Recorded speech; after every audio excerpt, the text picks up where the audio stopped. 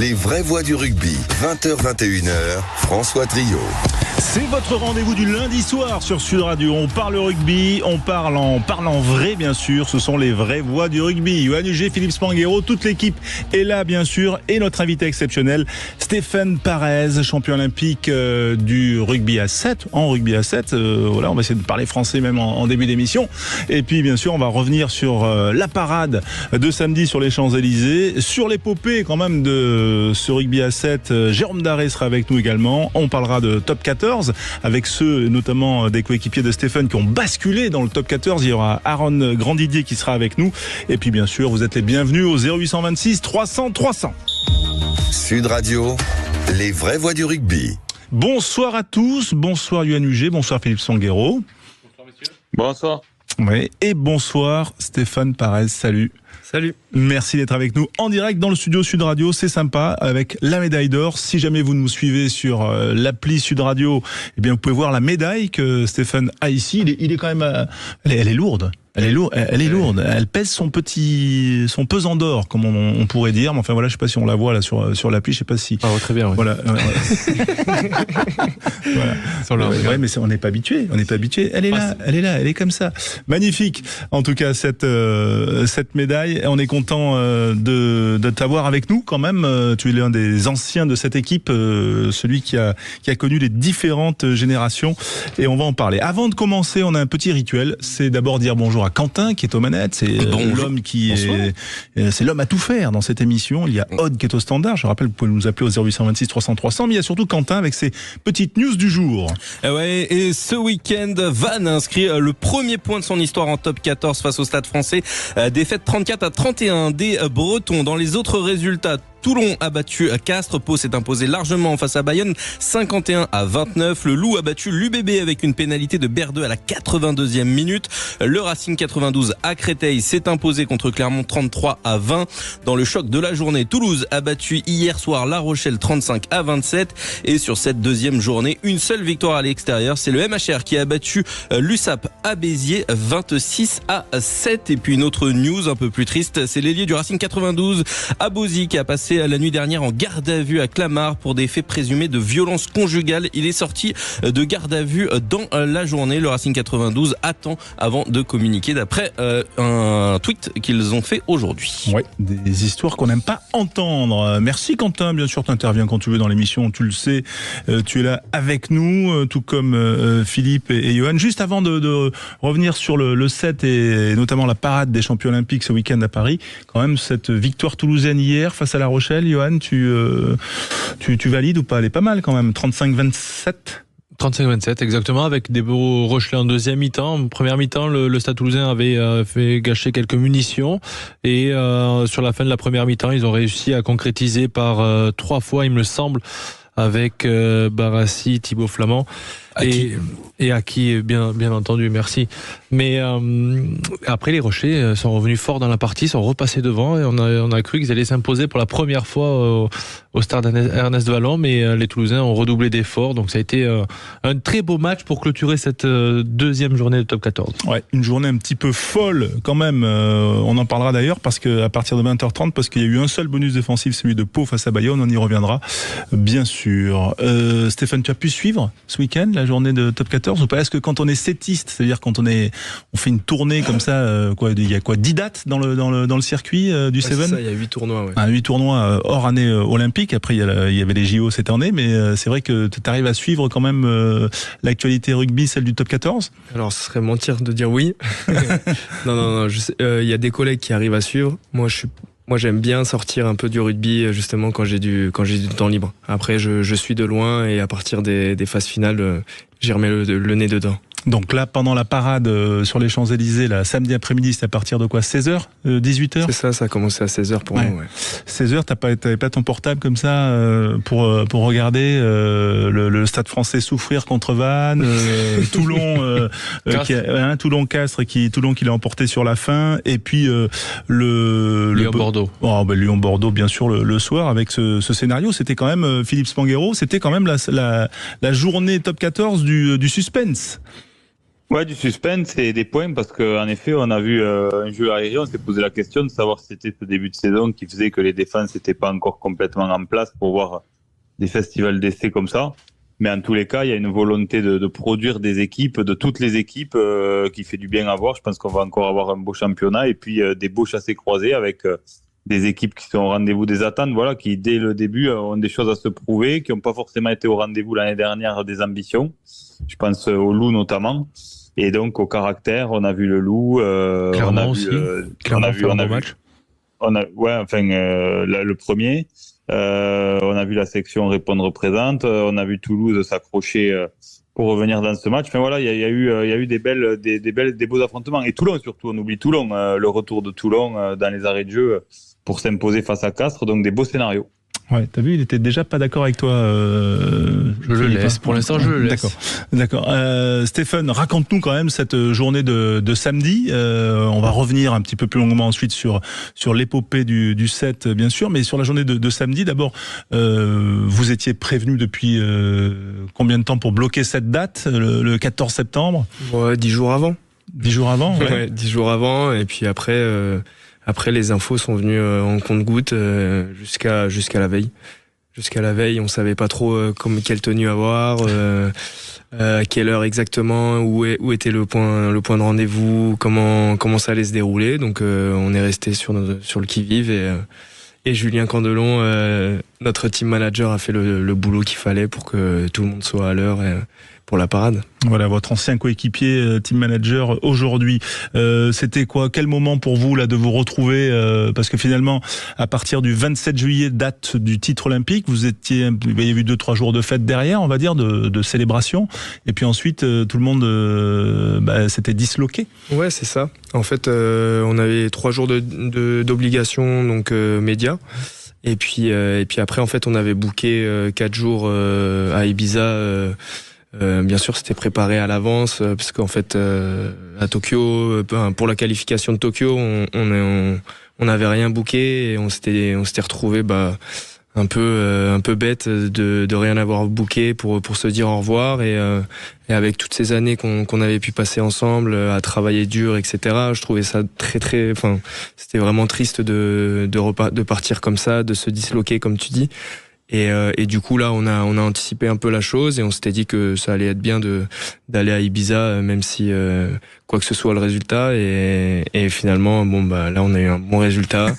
C'était quand même chouette. Personne n'a perdu la médaille à Ibiza. Non, personne n'a perdu la médaille. Non. C'était dur parce qu'il y en avait beaucoup qui l'avaient autour du cou tout au long des vacances. Donc non, c'était. Moi je trouve que la tienne est en bon état. Ouais, j'y fais attention quand même. J'y fais attention. C'est un beau métal quand même. Elle est belle et puis j'ai envie qu'elle continue à briller pour que mes enfants plus tard puissent la voir aussi de la plus belle des façons. Donc non. Et ouais. Après du coup on s'est tous un peu dispersés. Certains sont partis en vacances, d'autres sont restés sur Paris pour voir des disciplines. Et voilà, donc la parade c'était vraiment chouette. Ça a mis un peu un coup de fin pour dire au revoir au jeu et de se retrouver aussi avec les autres athlètes, que ce soit des paras ou des non médaillés. Et donc c'était vraiment chouette.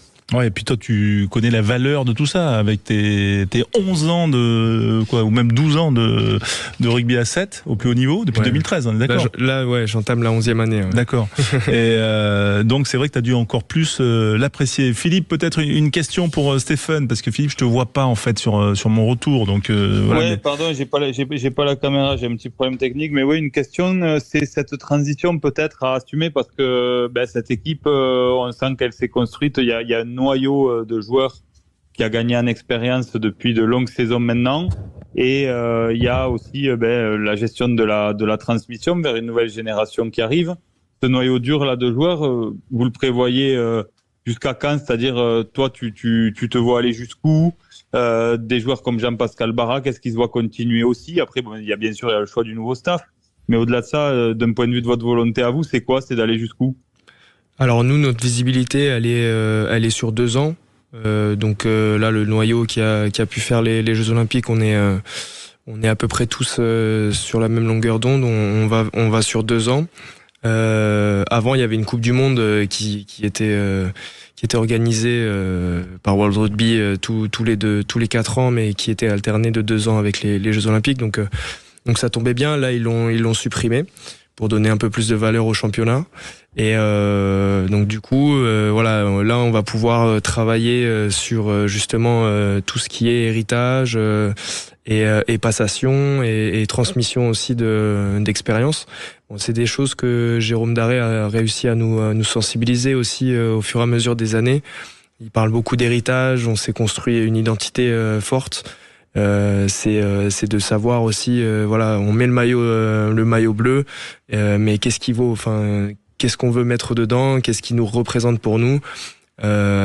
Et c'est une question qui finalement, voilà, moi ça fait 10 ans que je joue à ce jeu et que je porte le maillot bleu et j'en suis très fier. Mais il y a toujours ce truc, ok, qu'est-ce qu'il représente?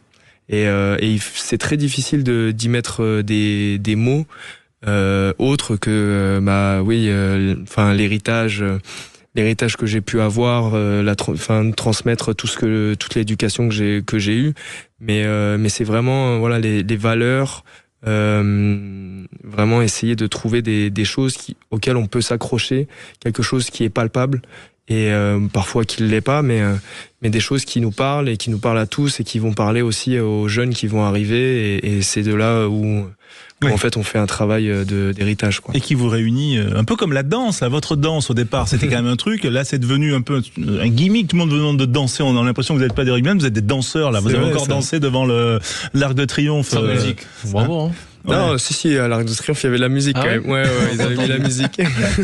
Non mais c'était un peu moins long qu'au Stade de France quand même. Vous avez fait, on sent que la chorégraphie est un peu en train de, non, ça s'essouffle. Non, ça s'essouffle. Ça s'est oublié pendant les vacances là, non? Un peu. Non, mais là, je pense que tout le monde attend une seconde danse pour la prochaine Olympiade, donc on va commencer à la préparer et j'espère qu'on va pouvoir la sortir.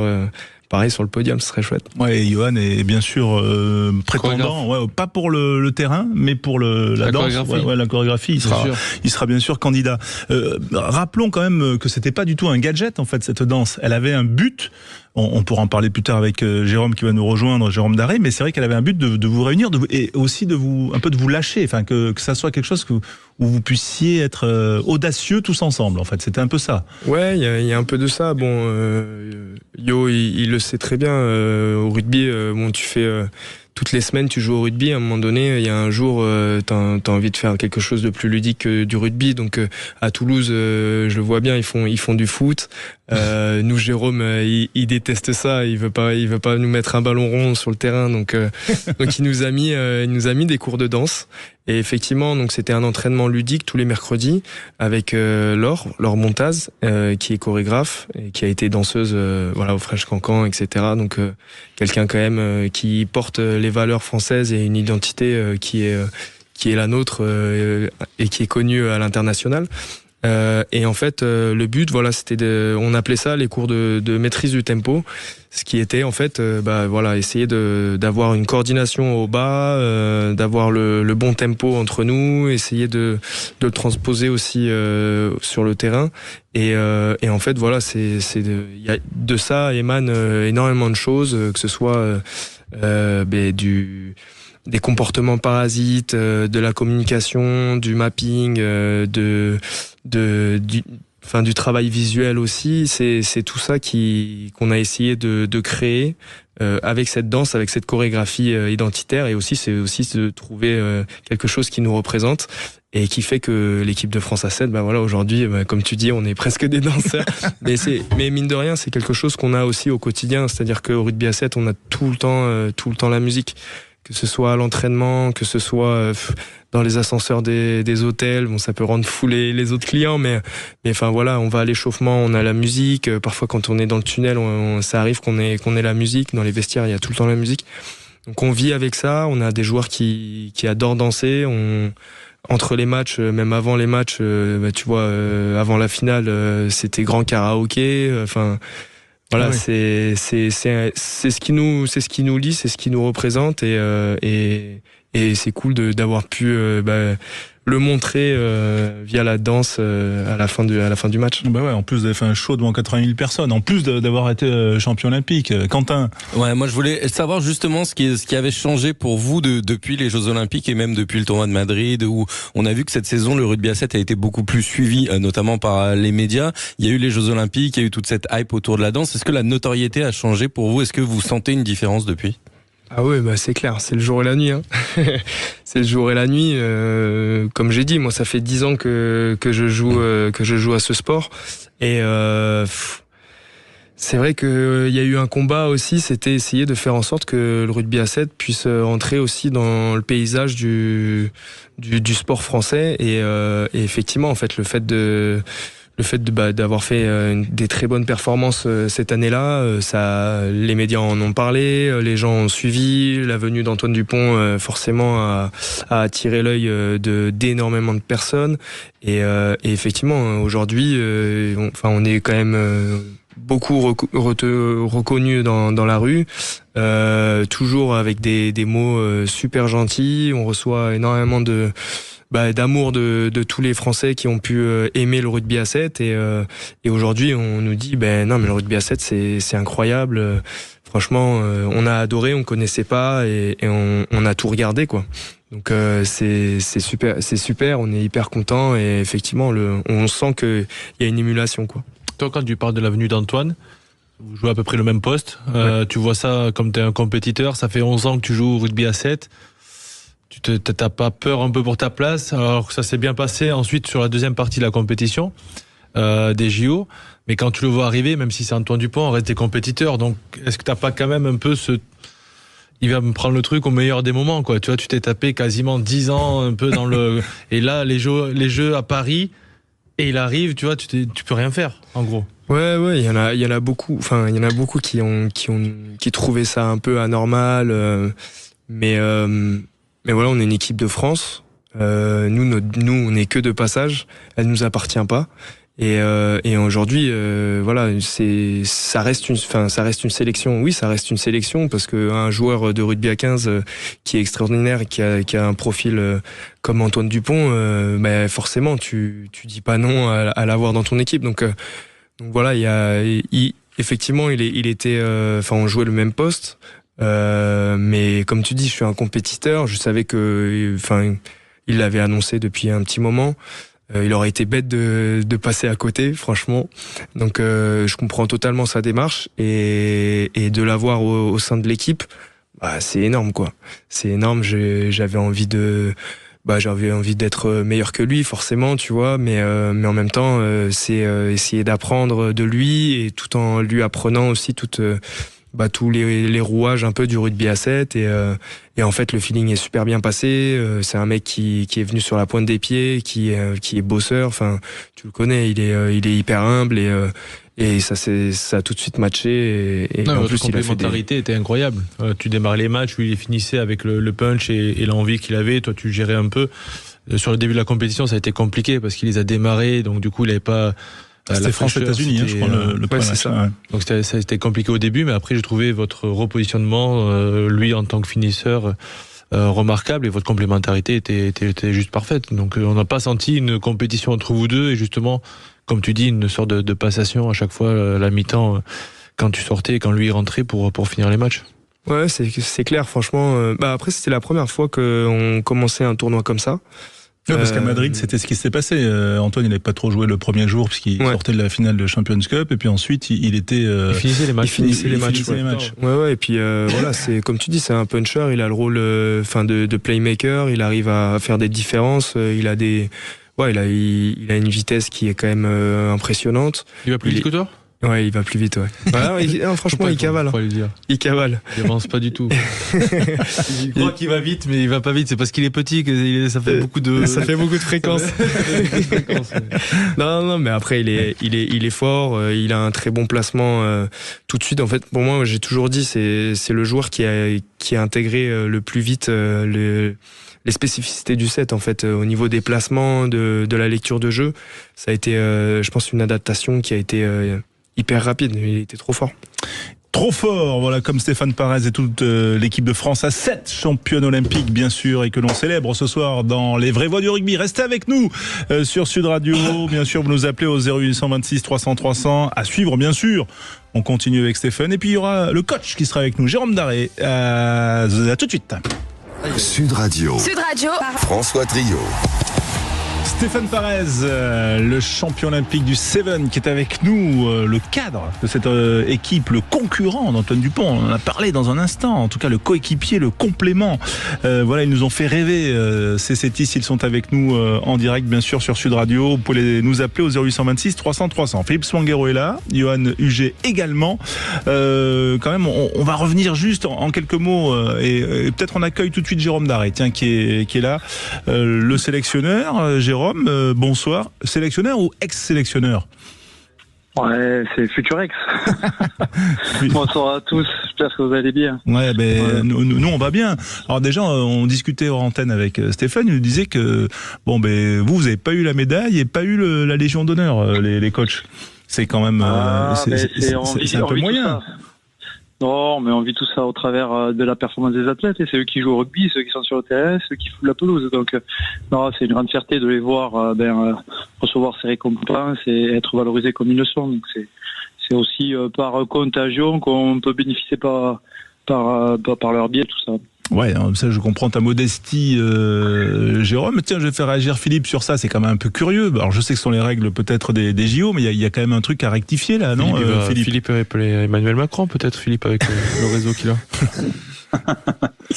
Mais je trouve ça curieux, bien sûr, parce que forcément, le rugby est quand même le sport où on parle du collectif dans son ensemble, donc c'est une petite grosse anomalie, ouais. Ouais, moi Mais maintenant, avec les imprimantes 3D, on fait des trucs très bien.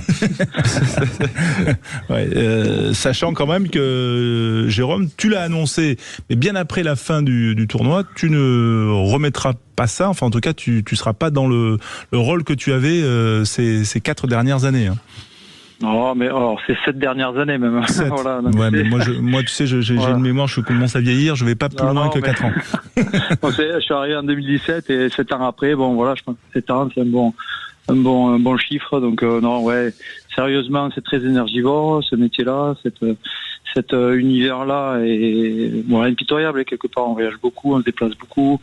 Voilà, c'est costaud, c'est vraiment un sport extrême. Alors pour les joueurs, bien évidemment, et vous avez pu le constater pendant l'Olympiade, pour ceux qui connaissaient pas ce jeu, mais pour ceux qui le connaissent, on sait que c'est très dur, et pour la performance des staffs, c'est la même chose. Voilà, c'est très sollicitant. Quand vous finissez un tournoi, vous êtes sur les rotules, il faut redémarrer, repartir aux antipodes parfois, et en gérant le décalage horaire, et puis aussi les familles derrière. Donc ouais, c'est quand même important de savoir aussi passer la main quand il faut la passer, pas aller trop loin, parce qu'après ça fait des dégâts, et c'est pas des choses hyper efficaces si on insiste dans ce genre de schéma. Bon, on dit souvent que quand on a gagné un bouclier de Brennus, Johan, il y a des liens qui se créent dans les équipes quand il y a des épopées. J'imagine que la médaille d'or, ça doit être pareil, Jérôme et Stéphane. Ouais, c'est clair. Je pense que on en a parlé avec Jérôme. On va essayer d'entretenir ce lien qui est en fait gravé à vie. Finalement, on est liés tous les uns aux autres par cette performance. Et franchement, ce serait bête de casser ça et de perdre quelques-uns en route. Et je pense que là, on est prêt on était prêt à se battre et aller à la guerre ensemble. J'aime pas trop ces termes-là, mais voilà, c'est juste pour dire que ouais, on a accompli quelque chose de grand, et c'est sûr, ça crée des liens incroyables. Jérôme, ces liens, voilà, il faut quand même les maintenir. Donc ça veut dire que là, la saison reprend déjà pour toi dans ce nouveau futur ancien rôle. Ouais, mais bien sûr qu'on va aider les joueurs à travailler sur cette notion d'héritage et faire en sorte que tout le projet puisse transpirer sur l'avenir de l'équipe de France à 7. Donc ça, c'est important. Je crois que Paulin, Rivas, Steph Parez sont de bons ambassadeurs, plus tous les autres qui vont rester dans le schéma et dans le projet. Voilà, donc c'est tous les joueurs médaillés qui vont avoir aussi cette responsabilité de contagion, on va dire, que ce soit dans leur écosystème proche s'ils sont en club et quand ils seront en équipe de France ou pour ceux qui resteront en équipe de France pour solidifier un petit peu ce parcours, en sachant que on va être très challengé. Hein.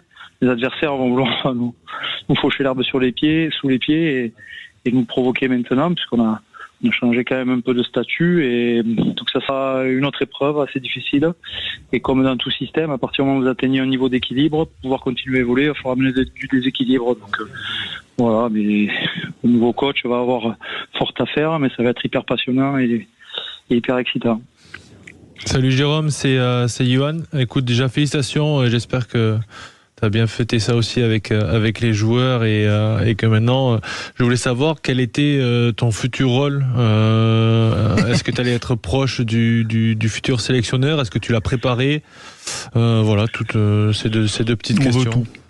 Non, mais il y a quand même pas mal de discussions avec la Fédé encore en ce moment, donc il y a des choses qui se discutent, qui se consolident, et puis il y a des annonces qui seront faites de manière solide quand il faudra, donc il faut encore un petit peu de temps, mais c'est important de bien digérer ce qui vient de se passer, c'est hors du commun. Hein. Gagner un titre olympique, on était un peu préparés par les grands champions ou les grands coachs qui sont passés avant nous, comme Claude Onesta par exemple, mais qui nous ont prévenus de ce que c'était que les Jeux Olympiques, mais là on le prend de plein fer. Et je pense que cette phase-là, elle est importante à digérer. Moi, je m'affaire surtout à travailler sur ce sujet-là et à faire en sorte que tout le monde puisse accueillir cette période qui va s'ouvrir maintenant, hein, parce qu'on a été dans la lumière, énormément dans la lumière, mais demain, ça va passer un peu, s'étioler, il va falloir aussi gérer. Du coup, tu restes au sein de la fédération? Oui, bon, ça c'est pas un secret, mais on verra dans quel rôle, dans quelle identité, ça sera annoncé par les instances quand il faudra pour que ce soit bien clair, bien précis. T'es pas candidat à la présidence quand même, Non, okay. Ça, chacun son chantier. Non, pas du tout. Non, il peut y avoir un troisième candidat. Ouais. Non, j'ai pas ces idées-là, je suis pas dans ce schéma-là. Moi, j'ose m'accorder à ce que je sais faire, c'est-à-dire à travailler sur le sport, la performance sportive, et puis comment transformer un groupe en équipe, voilà, tout simplement. Et tu l'as bien fait. Si tu peux, Jérôme, rester encore quelques minutes avec nous. On a une petite pause et une page de pub à tourner. On revient dans un instant. À tout de suite, bien sûr. Et vous nous appelez au 0826 300 300. Sud Radio. François Trio. 20h32, les vrais voix du rugby avec notre invité exceptionnel Stéphane Parez, champion olympique de rugby à 7. Son entraîneur est là également, Jérôme Daré, et puis bien sûr Yohan Huget, Philippe Spanghero qui sont bien sûr avec nous. Aaron Grandidier qui nous a rejoint, lui aussi champion olympique. Bonsoir Aaron, merci d'être avec nous. Bonsoir. Ah ouais, t'as un bon son, hein, dis-moi. Il est prêt. Hein. Je sais que t'es un DJ, on va en parler dans un instant. Bien sûr, vous nous appelez au 0826 300 300. Juste avant de libérer Jérôme Daré, quand même, juste un mot, Jérôme, sur l'impact quand même pour le rugby à 7 en France. Je t'ai aperçu sur les étapes là du rugby 7 en France. Voilà, jusqu'à quand les clubs vont investir dans ce rugby à 7, Jérôme Daré, pour ce qui a quand même servi l'objectif olympique de l'équipe de France? Non, mais ça, franchement, c'est sûr, cet outil-là, cette compétition-là nous a bien aidé et a permis de solidifier la performance de l'équipe de France de rugby à 7. Donc, je remercie les clubs et la dimension de rugby d'avoir plongé dans cet univers-là. Ils sont aussi champions olympiques avec nous. Hein, voilà, c'est la réussite de toute cette collaboration. Donc voilà, je pense qu'il y a des perspectives qui s'ouvrent à nous. Hein, forcément, moi j'ai eu la chance d'être parrain des férias de Dax, on va dire. Et je me suis baladé dans la ville à ce moment-là et j'ai été vraiment surpris, énormément surpris. Je crois que Stéphane le disait tout à l'heure, mais de la ferveur, de l'émotion qu'a créé la compétition. Et c'est très touchant. Moi, ça m'a filé les larmes aux yeux à certains moments, et souvent de voir des enfants et des mamans vraiment qui avaient envie de découvrir cet univers et cette discipline qui a vraiment impacté. Donc ouais, je pense qu'il y a des choses intéressantes, qu'il y a un futur excitant et passionnant à découvrir encore, et je pense qu'il y a un bel avenir pour le rugby à 7. Enfin, du moins, je l'espère. Eh ben on le souhaite en tout cas. Tu es le bienvenu, Jérôme, si tu veux rester. Je me tourne quand même vers Stéphane. Voilà, sur cet avenir, toi, qui est un ancien, tu sens, parce que c'est vrai que les jeunes aujourd'hui, s'ils veulent jouer à 7, ils ont 2 mois de compétition dans les catégories jeunes où ils font du 7, et après il n'y a pas de section 7 à l'intérieur des clubs de rugby. Ben oui, effectivement, là il y a un gros chantier à aller chercher et à construire. Donc effectivement, il faut, pour entretenir tout ça, l'idéal ce serait de créer un championnat français. Bon, il existe grâce à l'Inextenso, mais oui, effectivement, c'est quelque chose à aller chercher. Et maintenant, aujourd'hui, nous, en tant que joueurs, pour justement continuer à aller dans ce sens-là, il nous faut des résultats, et je pense qu'on est attendu sur les saisons prochaines pour justement pour performer. Johan. Non, il a très bien dit, ça démarre de la formation, et les clubs doivent, comme ils ont créé des sections féminines, ils peuvent créer des sections de rugby à 7. Alors à partir de quel âge exactement on bascule à 7? Ça, c'est toute la problématique. Maintenant, je pense qu'on peut le démarrer à partir de cadet, pour des jeunes qui jouent pas trop dans certains clubs, leur permettre de s'amuser à 7, de prendre de l'expérience, et pourquoi pas après choisir. On voit des settistes qui reviennent à 15 et vice versa, avec Antoine qui part à 15 et à 7. Donc ça laisse pas mal de marge de manœuvre pour chaque rugbyman. Ouais. Et puis il y a ceux qui basculent dans le top 14, comme Aaron Grandidier, voilà, qui est parti à Pau, voilà, avec son micro et son ordinateur. On est content de t'avoir avec nous en direct sur Sud Radio. On te voit sur l'appli, si vous nous suivez sur smartphone, l'appli Sud Radio. Aaron, tu es donc à Pau, et tu es en train de vivre aussi une nouvelle aventure après cette médaille olympique. C'est ça. Ça fait presque un mois que j'ai intégré l'équipe ici. Je suis très content, mais j'avoue que ça faisait un petit moment que j'étais pas lancé dans le 15 comme ça, donc ça m'a fait un petit peu bizarre au début. Donc de petit à petit, je reprends mes repères, et mes marques, mais non, franchement très très content, très très heureux d'être ici avec la section paloise. Pour quel poste en fait? Parce que c'est vrai que c'est pas évident. Autant Stéphane, on sait à peu près le poste qu'il pourrait occuper à 15, mais toi. L'honneur. C'est ça. Talon dans la cage. Moi à l'aile. À l'aile, ouais. À l'aile. Donc pour l'instant, t'as pas eu de minute encore depuis le début de la saison. T'as pas participé au festin offensif de tes coéquipiers contre Bayonne? Non, j'étais à la parade avec le reste de l'équipe, mais franchement ça régale de voir le jeu qu'ils ont produit sur ce match. Donc j'espère que quand j'aurai mes minutes, que je vais pouvoir assister à tout ça et profiter aussi. Qu'est-ce qui est le plus différent là quand tu te retrouves sur les mises en place ou du mouvement général à 15 par rapport à ce que tu as vécu ces dernières saisons à 7? Je pense que le premier truc qui m'a sauté à l'esprit, c'est le manque de temps sur le ballon. En fait, au rugby à 7, on a beaucoup de temps pour faire des décisions, et avec le rugby à 15, tout arrive beaucoup plus rapidement, donc on a un peu moins de temps pour faire des choix. Mais je pense que le truc qui m'avait surpris le plus, c'est le manque d'espace. Les timings sur les courses et les combis, c'est quelque chose qui est très important. Donc je me suis trouvé un petit peu pas à la rue, mais un petit peu quand même au début. Ouais, il n'y a pas trop de combinaisons en plus à 15, ça va. non, même pas un peu. Tiens, avant de libérer Jérôme Darey, il y a combien de combinaisons à 7, Jérôme? Ouais, ils vont vous le dire, mais il y en a un paquet quand même, parce que quand on prend l'organisation sur les coups d'envoi, sur les réceptions de coups d'envoi, sur les lancements de jeu, ou sur l'organisation des coups de pied de pénalité, puisque c'est des enclenchements et des lancements aussi, avec plusieurs sorties, mais on retrouve un peu les schémas de ce qui se passe à 15, et avec un espace-temps qui est un peu différent, bien évidemment, mais dans lequel on est capable de gérer aussi ces timings-là et d'être dans la maîtrise du tempo. Donc, Aaron, il va falloir qu'il soit dans la maîtrise du tempo aussi à 15 et qu'il puisse gérer ce transfert-là qui va bien l'aider forcément. Ouais, il faudrait peut-être imaginer une chorégraphie avec les copains de la section, là, Aaron. Ça, franchement, c'était pas mon travail. Ça, c'était le travail de Laure. Donc après, si jamais elle veut passer, faire une petite choré avec les mecs à la section, elle est la bienvenue, elle le sait très bien. Moi, c'est ce que je disais tout à l'heure à Stéphane, j'ai l'impression quand même que la choré, là, vous l'avez un peu oubliée, non, pendant les vacances, parce qu'elle était moins longue à la parade samedi. Non, pas.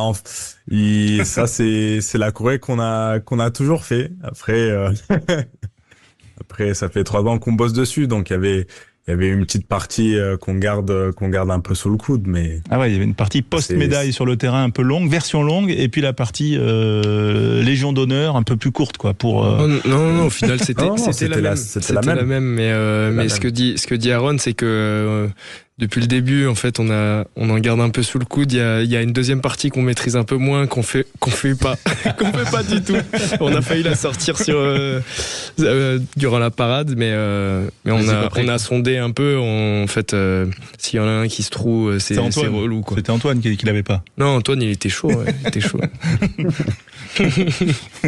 Mais avant de vous quitter, moi, je voulais juste compléter sur ça, sur la chorégraphie. C'est un travail qui muscle aussi le cerveau et qui permet aux joueurs d'être dans des interactions liées au langage corporel, et franchement ça amène beaucoup de bénéfices, notamment sur le mapping et le lancement de jeu et forcément les changements de rythme. Mapping, c'est juste petite traduction. Le placement sur le terrain, sur les phases statiques, voilà. D'accord. Comme quand on attaque une choré, il faut bien se placer. Déjà, le placement sur le terrain impacte déjà les adversaires en fonction de votre placement et donne un signal à votre équipe pour savoir ce que vous allez faire comme lancement sans forcément communiquer. D'accord. Merci Jérôme. En tout cas, merci d'avoir été avec nous, et toujours un plaisir de t'avoir, Jérôme, avec nous. Et bonne reprise de saison dans ce nouveau rôle, voilà, qui est encore à finir de préciser. Voilà, on sent que c'est mûr, mais il y a c'est chaud bouillant. Peut-être que c'est le nombre de 0. Non, je plaisante. Voilà, le champion olympique est cher. Hein, le champion olympique est cher, c'est normal. Ouais, bien sûr. Voilà. Bon. Bonne soirée. Bonne soirée. Merci Jérôme. Philippe Spanghero avec nous, et peut-être justement sur ce changement entre Seven et Top 14 pour Aaron Grandidier, qui t'inspire peut-être quelque chose, Philippe. Oui, j'ai une question pour Aaron. Ça m'inspire peut-être la question de la difficulté de se sentir vraiment intégré dans un groupe, parce que c'est vrai que les échéances à 7 sont de plus en plus régulières. Et donc, est-ce que c'est pas difficile de maintenir sa place dans le groupe? Est-ce qu'on se sent vraiment faire partie de ce collectif à 15 en ayant autant de contraintes avec le 7? Est-ce que c'est une appréhension pour toi, ça? Non, pas du tout. Je pense que Sébastien à Pau, c'était quelque chose qu'il voulait vraiment appuyer. C'était justement l'intégration des nouveaux. Même si j'y arrivais avec un petit peu de retard, franchement, les mecs et le staff, ils ont été top sur mon intégration. Donc non, c'est pas quelque chose qui me fait peur. Peut-être même au contraire. Là, avec le rugby à 7, on avait des petites coupures où on s'entraînait tout seul. Et même si quand on était ensemble, c'était vraiment full parce qu'on vivait ensemble limite.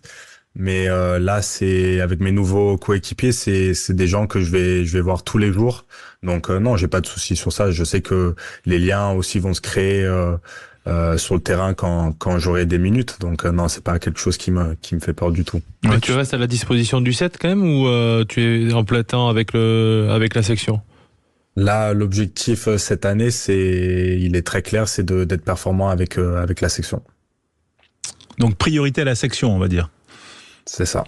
Eh ben donc c'est un bel objectif. Donc, je crois que Stéphane, il avait une question aussi pour toi. Je voulais savoir si t'étais tout seul dans l'appart. Bon, toujours. Moi, je suis un mec casanier. Je suis toujours tout seul dans mon appartement. Un solitaire. Donc du coup, on va voir personne sortir de cette porte derrière toi, quoi. Non. Non, il y aura peut-être. Non, je rigole. Non, il y a personne. Je suis tout seul. Je suis insolite. Ouais, c'est ça aussi l'intimité des setistes. Oui, comme la Huge. Il est encore là. Philippe est encore là. Je suis ravi. La Huge, il est en studio, donc là, a priori, il y a personne qui peut rentrer. Enfin, en tout cas, si, mais on les voit. Voilà. Revenons. On te voit pas, toi, Philippe. Revenons quand même à nos moutons du Seven. Bon, il y a quand même une grande différence entre 7 et 15, c'est les filles, parce que vous vivez, on va dire, en parallèle avec l'équipe de France féminine. C'est plus le cas pour Aaron, là. Ouais, effectivement. C'est vrai que c'est plus le cas pour Aaron. Non, mais oui. Déjà, la spécificité du rugby à 7, c'est que quand on est en tournée, on est dans un hôtel avec tous les adversaires. Donc parfois, on partage le couloir de l'hôtel avec les Australiens, les Kenyans, un peu tout le monde. Et effectivement aussi, on partage aussi parfois le même hôtel avec les féminines. Donc il arrive qu'on se retrouve pour manger ensemble. Après voilà, elles avaient des créneaux d'entraînement qui étaient totalement différents des nôtres, une façon de s'entraîner qui était différente aussi. Donc voilà, on a essayé de créer des liens et parce que c'est quand même des médaillés d'argent à Tokyo, donc elles ont une expérience. Il a fallu leur remonter le moral, j'imagine, là, quand même. Et ouais, mais à distance, donc ça a été un peu compliqué, mais et effectivement, en plus là, on est arrivé à la fin d'un cycle où l'équipe a un peu été chamboulée. Il y en a qui ont rebasculé à 15, d'autres qui continuent avec des nouvelles qui arrivent, donc c'est intéressant. Voilà, ce set. Aaron, justement, c'est cette vie avec les autres équipes là. Qu'est-ce qu'ils vous ont dit les concurrents, les Argentins, les Fidjiens, toutes ces équipes que vous avez sorties au fur et à mesure de la compétition et que vous connaissez. C'est un peu une famille, le circuit du Seven. Mais vous avez quand même fait à Madrid, déjà vous avez fait le coup, ce qui était quand même énorme, et puis ensuite confirmé à Paris. Est-ce qu'il y a eu de la reconnaissance? Est-ce qu'il y a eu, ou au contraire c'était un peu tendu avec les adversaires? Les Argentins, tu veux dire? Il y a un petit,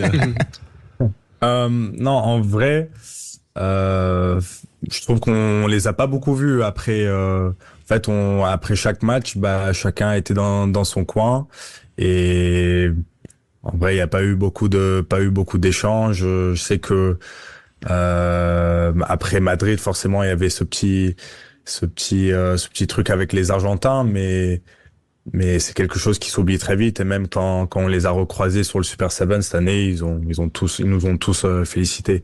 Donc comme vous dites, c'est une grande famille, mais je peux pas dire que j'ai vraiment eu l'occasion de parler plus profondément avec ces mecs-là. Ouais, on va en reparler dans un instant. Ce qui vous attend, bien sûr, on va en reparler avec vous, les auditeurs Sud Radio, au 0826 300 300. Vous êtes les bienvenus au standard. Rod est là, bien sûr, pour vous accueillir.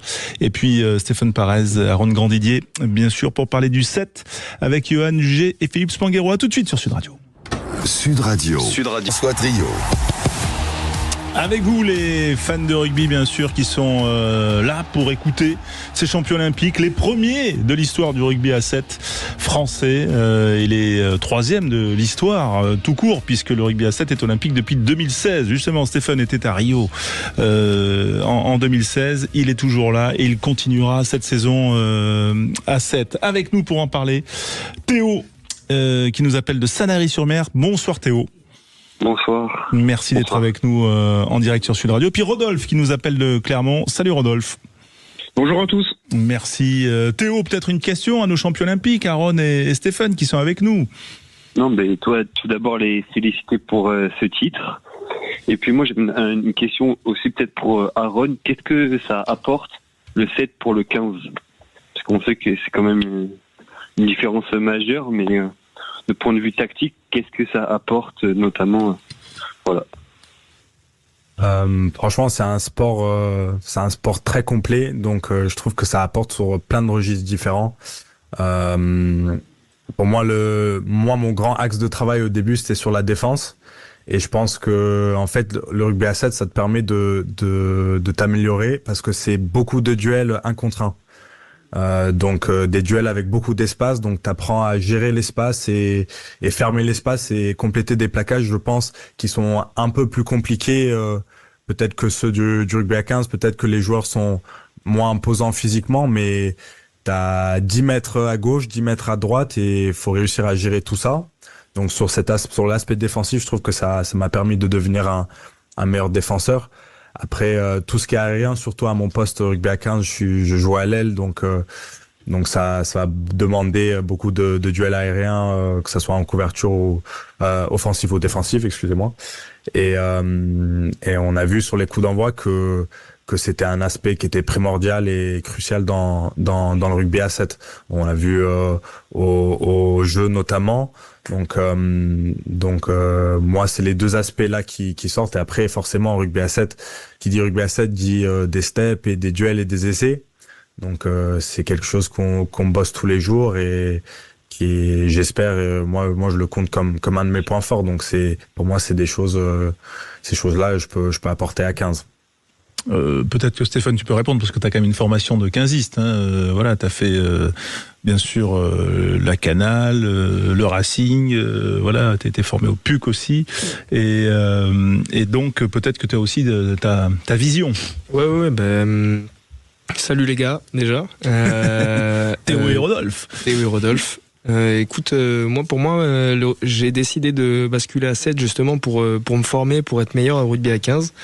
Et puis après, en fait, je me suis dit, c'est bête parce que je suis quand même pas très loin des Jeux de Rio, donc je vais foncer. Et après, j'ai pas réussi à sortir de ce jeu. Mais moi, ce que je trouve hyper intéressant, en fait, c'est que, comme dit Aaron, c'est un jeu où t'as des espaces un peu de partout, donc t'es en activité constante. Et en fait, quand t'attaques, il faut que tout soit millimétré, que tout soit bien précis, mais comme au rugby à 15. Mais voilà, les passes sont beaucoup plus longues. Ton duel, il va falloir mettre le step au bon moment. Si tu changes de rythme, c'est encore mieux. Enfin voilà, il y a tous ces petits aspects-là qui changent. Où en fait, il faut être vraiment précis. Un plaquage, si tu le loupes, il y a essai derrière. Il y a pas le coéquipier qui est à côté qui va pouvoir prendre le mec que tu devais plaquer. Donc c'est vraiment cette exigence du rugby à 7 que je suis allé chercher et c'est ça qui je pense qui peut faire progresser au rugby à 15. Rodolphe, peut-être une petite question sur ce rugby à 7 avec Stéphane et Aaron. Il y a aussi Johan qui est là, qui a fini le marathon lui au jeu. Attention. Moi, je suis loin du marathon. Je suis pilier, donc autant dire. Oui, j'avais une petite question un petit peu sur le 7 à l'intérieur de vos parcours, à tous les deux. Alors, Stéphane, je me posais un peu la question de... toi, tu as été un peu un pionnier du 7 en France. Comment et à quel moment tu as senti un peu cette bascule vers la possibilité de voir une équipe de France championne olympique dans la discipline? Et puis Aaron, je me posais un peu la question de toi, t'es arrivé presque déjà dans ce process avec cet objectif-là, et comment t'as réussi à intégrer ce groupe-là qui est déjà un peu la fusée en train de pousser, quoi. Stéphane. Ouais, je commence. Écoute, déjà, on s'est pas qualifié à Tokyo, mais déjà j'avais déjà l'impression cette année-là que si on s'était qualifié, on aurait pu faire quelque chose de grand et peut-être pas la médaille d'or, mais je pense qu'on aurait pu monter sur le podium vraiment sans aucun souci. Et cette défaite du coup, ça nous a construit et là on y est allé avec les dents longues et le couteau entre les dents et franchement, je pense que très vite après, je me suis dit, je sentais vraiment les nouveaux venir avec une ambition et une dalle qui était énorme, avec des objectifs de fou. Et quand on s'est dit on travaillait pour l'or, il y a personne qui a rechigné et vraiment tout le monde a essayé de mettre son petit grain, sa petite pierre à l'édifice pour justement faire en sorte que on soit une équipe meilleure et en fait du coup c'est vraiment très vite après les Jeux de Tokyo qui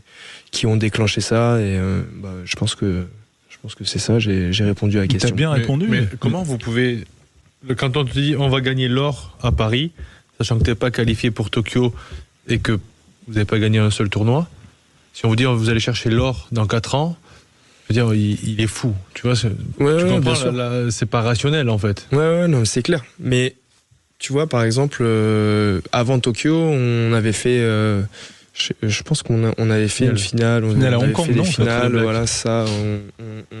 On rivalisait bien, on avait une bonne dynamique. Et puis, au fur et à mesure des années, on a quand même, depuis que Jérôme est arrivé, on a quand même une grosse progression à la fin au classement final du championnat. et l'assurance aussi qui venait. Donc il y avait aussi ce truc, on arrive à battre telle équipe. Donc à la fin, tu te dis sur un one shot, c'est possible. Et on est arrivé quand même très fort à Tokyo, sauf que pour se qualifier, il nous fallait être champion d'Europe. Et la Grande-Bretagne a réussi à sortir un gros match en finale où nous on est passé un peu à côté. Et l'Irlande qui est un prétendant à une médaille à chaque fois, parce que c'est une équipe comme à 15 qui a un jeu très millimétré, très carré, qui est difficile à battre.